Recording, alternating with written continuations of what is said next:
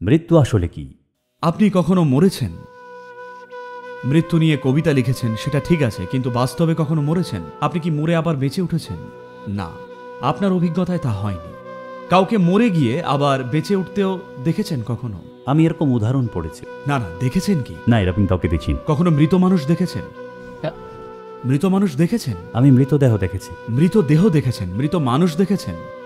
দুটোর মধ্যে পার্থক্যটা বুঝতে পারছি না। মৃতদেহ মানে দেহটা মৃত। কখনো মৃত পুরুষ বা মহিলা দেখেছেন? রূপকার্থে বললে হ্যাঁ। রূপক নয়, আমি বাস্তবের কথা জিজ্ঞেস করছি, কাব্যিকতার কথা বলছি না। বাস্তবে মনে হয় না দেখেছি। আপনি দেখেননি?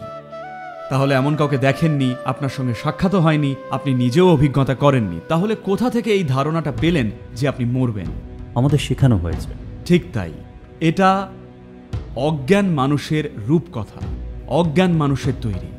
মৃত্যু বলে কিছু নেই, আছে শুধুই জীবন, জীবন আর জীবন। এক মাত্রা থেকে আরেক মাত্রায় চলেছে। তো শুধু মানুষ যখন অজ্ঞানতায় ডুবে থাকেন আর তাদের জীবনের অনুভব ক্ষমতা ও দূরদৃষ্টি সৃষ্টির ভৌত প্রকৃতিতেই ভীষণভাবে সীমাবদ্ধ, তখনই তারা ভাবছেন আছে জীবন আর মৃত্যু, নচেত আছে শুধু জীবন আর জীবন। চমৎকার।